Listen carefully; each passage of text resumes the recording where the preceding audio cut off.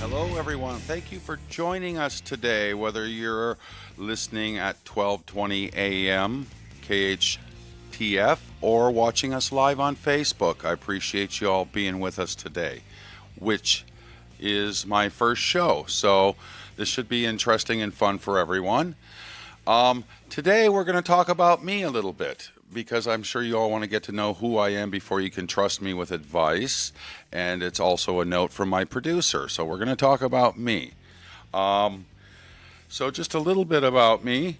And before I get into that, join us live chat at Hometown Station on Facebook. You can check out our website at thedoggiedirector.com. You can speak up, let us know what you think. I'm interested in what everyone has to say. And you can check us out on Facebook at The Doggie Director. So we're going to talk about me and a little bit about my background and how I got into animals and animal training. I guess it all started when I was a kid, actually. Like a lot of kids, there's certain kids that like are animal lovers and are like drawn to animals more than others. And, one interesting thing, how dogs are similar to people and what molds us all as adults or your dog as an adult is obviously it's a combination of genetics, but it's also your experiences early in life just like dogs, people have critical and socialization periods early in life. So the difference is later in life, adults can think with an independent adult thinking mind and recondition themselves from their past conditioning, where dogs obviously don't reason like a person. So they're kind of stuck in these patterns and behaviors that are established early in life. And so a lot of people unwillingly, mold their dog into something that they're really not happy with or what you really don't want to do. So early proper training, socialization during these critical and socialization periods is really important because it's going to make up what your dog is as far as its own individual personality characteristics later in life. Okay, I got off track a little bit there, but I just wanted you to know a little bit about my childhood and what molded me and my experiences early in life involving animals. And so basically, like a lot of kids, I had childhood heroes, or some kids want to be firemen or policemen or Superman. When you're young watching TV, you're impressionable, right? You don't even know that some of this stuff is fake, right? For all you know, it's real. So my childhood heroes were actually Tarzan and Dr. Dolittle. Okay, I really thought it was a cool thing to have like the super power to be able to communicate and talk with animals, So I believed it was possible too, when you're 6, 7 years old, you think this, you can really, speak gorilla and elephant and, and they understand, so. And then I had an earlyhood child experience growing up in Germany for a year or so. I didn't understand the language, and the kids didn't understand me there, and I had no friends. And my grandpa got me a little dove, and that little dove I was about 5 years old, ended up being my best friend, actually. And slept next to my bed with me. So that's a little bit about it. And then, of course, as I got a little bit older, I started reading everything I could on animals, dog training, animal training, all the way, from junior high through high school. And so I decided what I wanted to do early in life, which I think gave me a jump start on my career. And at the age of 17, I left Minnesota after having lots of different animals, caiman crocodiles, monkeys, wolf hybrids, ferrets. So I had a lot of animals growing up besides dogs. And at 17, I decided to leave Minnesota and go to the Greater Phoenix Dog Training Academy. And there I learned dog behavior, obedience, and protection training. And I was employed by the school afterwards for a brief stint before I made my way to California. And from there I started working with the weather waxes when I was 19. Of course, the weather waxes are long known in Santa Clarita Valley here. They lived here many years, Rudd and Bob Weather Wax, and I worked for them 17 years. And simultaneously, while working for them, I also Got the show Married with Children with my dog Buck, which is a live camera show, and a lot of people that know live camera shows know it's multiple cameras with a live audience, so you can't talk to your dog. So it's all hand signals at a distance and hand signals to one beat. So if the camera's on and the dog does something a beat too soon or a beat too late, the joke doesn't work. You wreck the scene. You stop tape. So, I've had a lot of experience working dogs with hand signals at a distance on live camera shows. I also simultaneously, while I've been doing film work, I still train to this day people's dogs and help them with their behavioral problems. And so that's what I'm going to do over the radio in the course of the weeks to come. I'm going to help you with your dog and have you get a better understanding not only of how dogs think, which to be a good trainer, you really got to know how your dog thinks. You got to know dog psychology. Okay, if you don't understand dog psychology, you can't be a good trainer. So we're going to cover that along with specific training techniques, whether it's come, sit, stay down. I'm going to teach you in a couple of the first weeks the difference between command and correction. I'm going to teach you the old school rule of having to tell your dog firm is nonsense. The fact dogs listen to hand signals prove it's not how you tell them.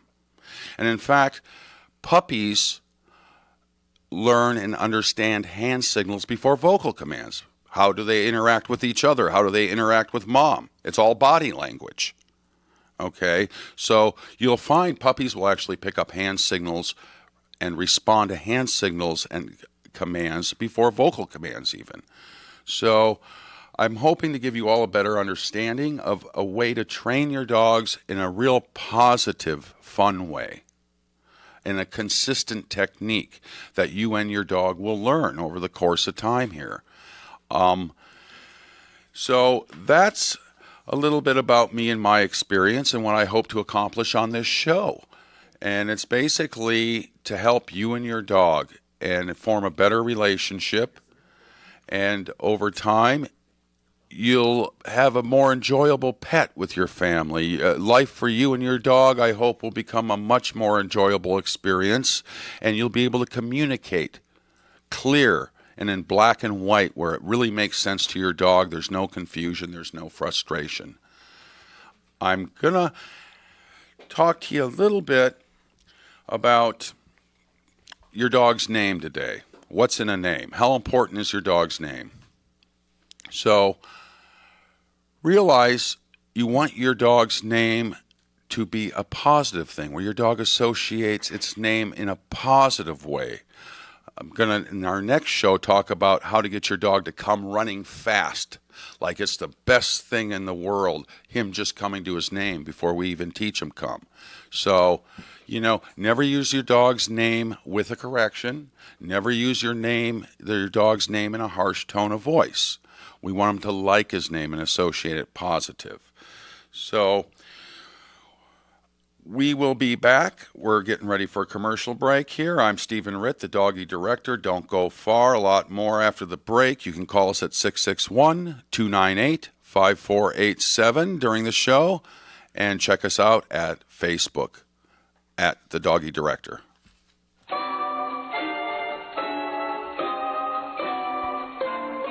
RV Repair has the largest selection of popular and hard-to-find accessories and parts for your RV or camping trailer. At the same location in Santa Clarita for almost 50 years, Dave and his team haven't seen an RV issue they don't have a fix for.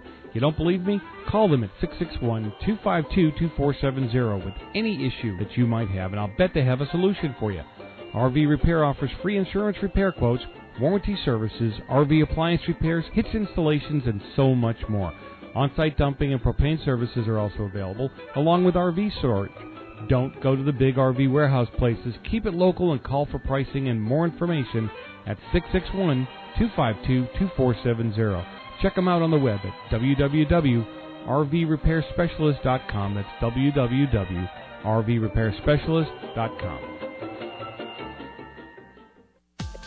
Little Eye Leaders is the newest preschool in the Santa Clarita Valley. At Little Eye Leaders, our outstanding teachers lead with intellect, perspective, and heart. That means our programs provide a warm, nurturing atmosphere to meet the unique needs of each child. We believe that play is a powerful form of learning for young children.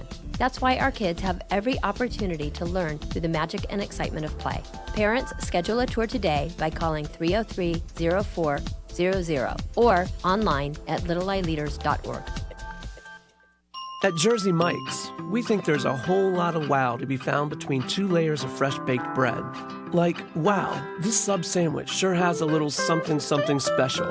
And wow, Juice does for sub sandwiches what spinach does for a certain well-known sailorman. Because we never just make a sub. Every sub we make is a sub above. Jersey Mike's, be a sub above. Your Santa Clarita Jersey Mike's, a proud sponsor of Santa Clarita Sports. The Santa Clarita Artists Association has a new gallery in downtown Newhall on 6th Street between Main and Railroad, right across from the Canyon Theater Guild. The gallery features our members' paintings, sculptures, and one-of-a-kind handcrafted gift items. Whether you're an art lover, buyer, or an artist wishing to join, visit our website at santaclaritaartist.org, come to our free monthly meetings at Barnes & Noble, or stop by the gallery. For upcoming events and exhibits, check us out at santaclaritaartist.org. We make visual art visible.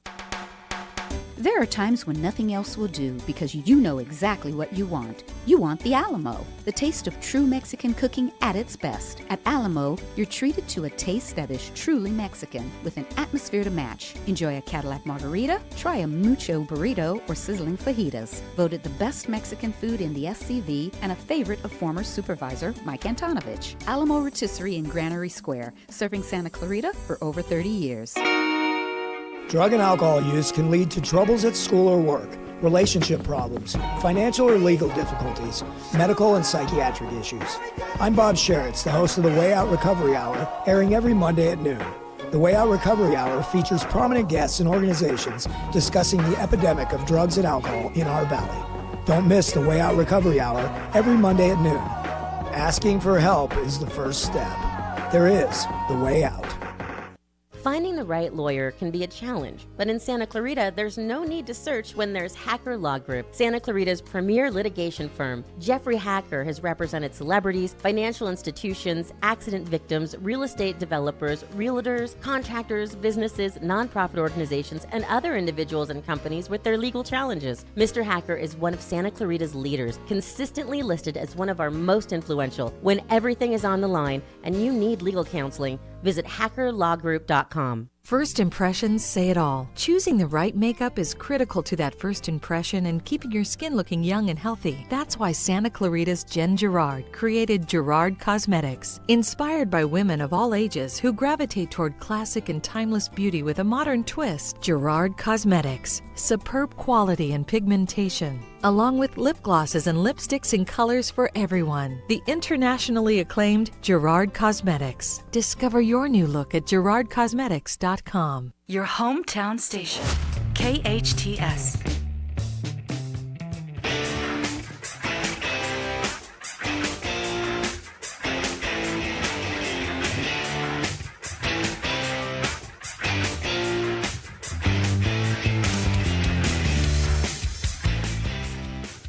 Hello, we're back, and we're back with our very first caller of the show. I'm Stephen Ritt, I'm the Doggie Director, and I'm here to help you with your dogs, their behavioral problems, or any questions you might have regarding training, dog psychology, or behavior. So we have Jamie. Jamie has a 5-year-old Great Dane that she's had since it was, I believe, 8-10 weeks old, Jamie? 6 months. Okay, 6 months. I'm sorry, 6 months. He was a rescue. Okay, and you had a couple behavioral problems or things that you wanted to know how to alter his behavior with.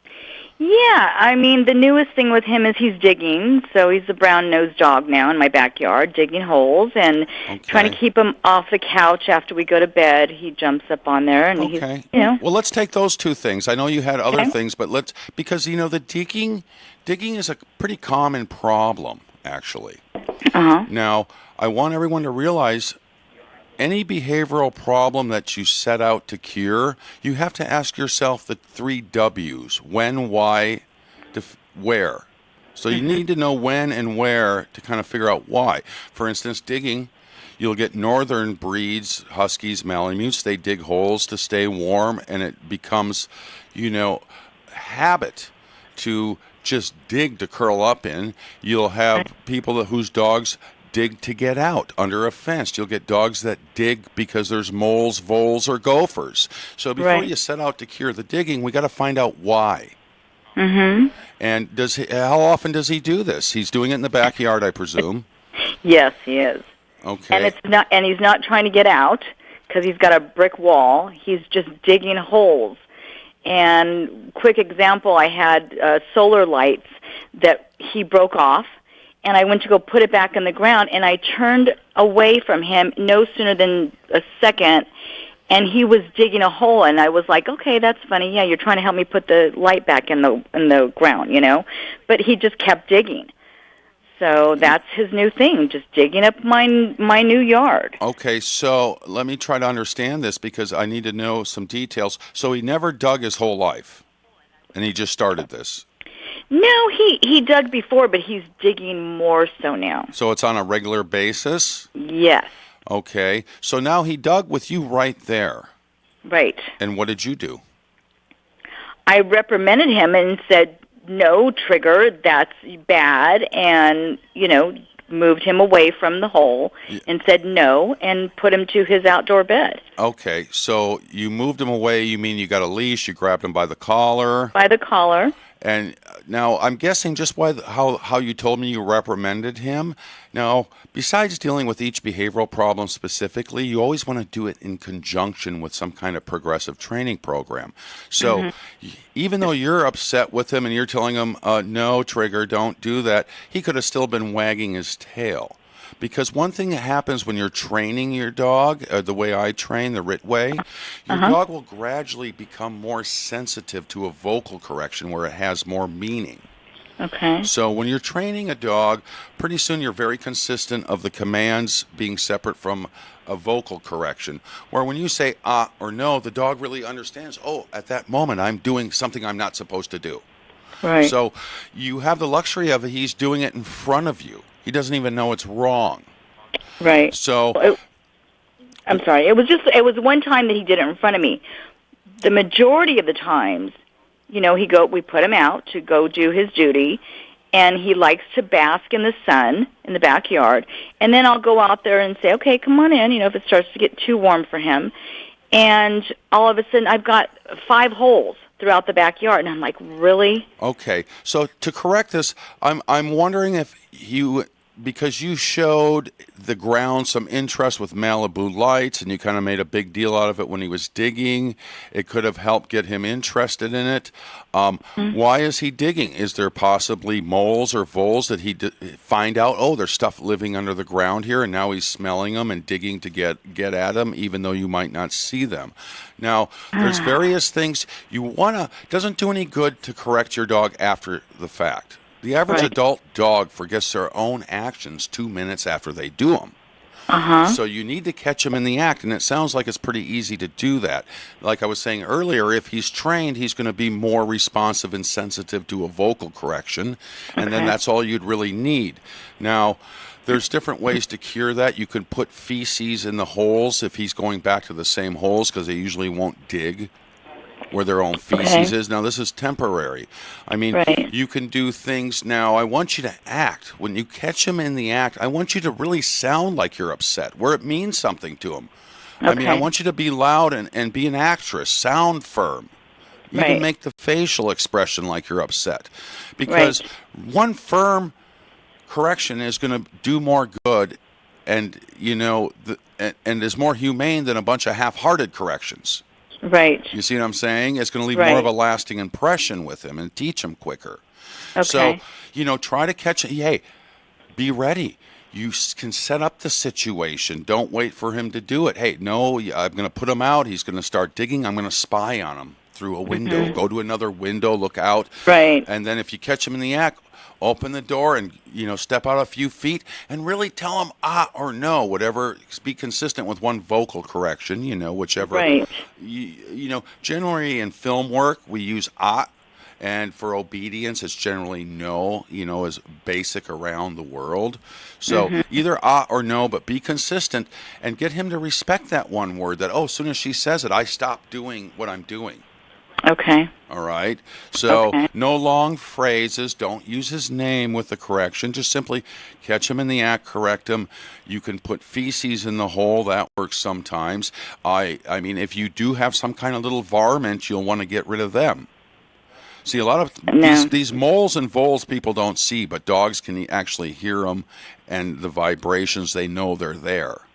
Okay. So the fact he only does it once in a while, generally a lot of behavioral problems are boredom. So if you look at it, if you work all day and he's doing it during the day when you're gone, then you want to cover the boredom thing. And what I like to do, because a lot of behavioral problems stem from boredom, I like to get a long leg bone, raw from the butcher, like below the knee, okay, or above the knee to below the ankle, a whole long femur bone.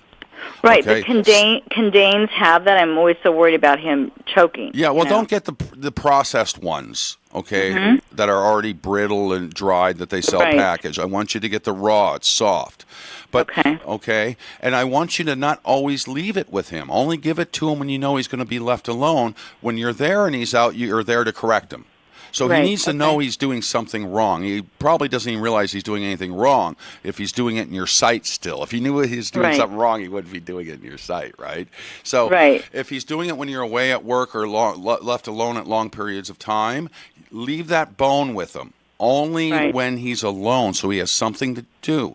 And then you're going to pick it up when you're home. That way he always looks forward to it. It's not always with him. You can bag it up, refreeze it, refrigerate it. And it's just to get him, every time he digs, realize it's setting him back. Every time he's out in that backyard not digging, you're progressing. Right. Okay? And I don't care what anyone says. Size does matter. I don't want you to skimp on the bone.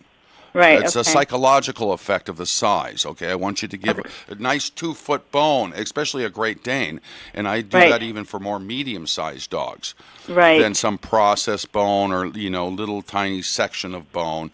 This is the long femur bone, and they're like, wow, look at that. Most dogs just go crazy for it.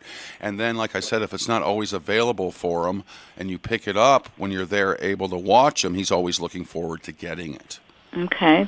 So try to find out, though, more the reason why he's digging. I'm guessing because you gave the ground attention. He thinks he's actually doing something good. Or you, like I said, you might have some kind of mole or vole or small creature. Lizard. Hey, they see a lizard go underground once. They know they're there. They might, they're bored, go back to looking for more little animals.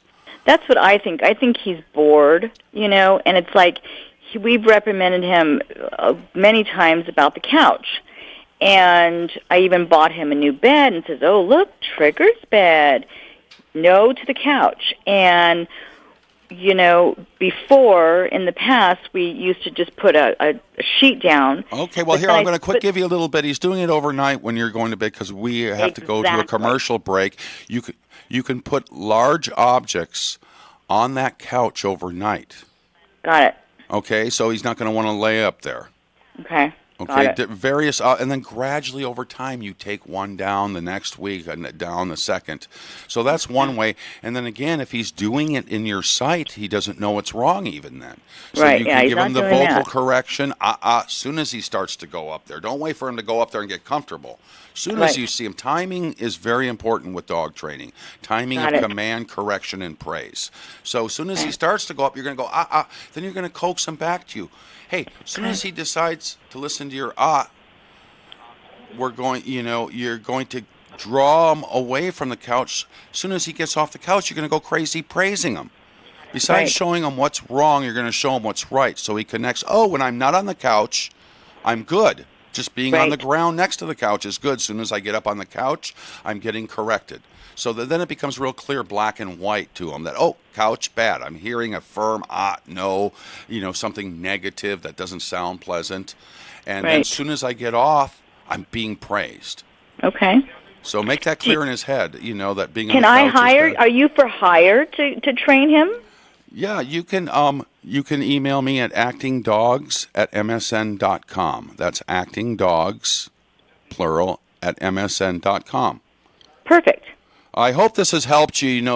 With Thank you just very over the much. phone. I'm trying to give you as much as I can without knowing all the facts and without, demonstrating what I mean. But hopefully, you understand what I'm saying to some extent.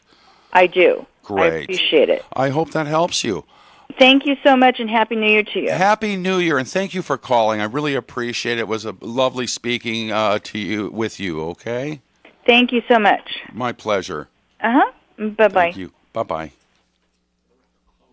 So, that's our show for today, everybody. Thanks for being with us. I hope you learned something. I hope you can share the information if you have any of your friends that might have the same problems that we dealt with today with the digging or jumping on the couch. I wish we had more time to speak to her about her dog.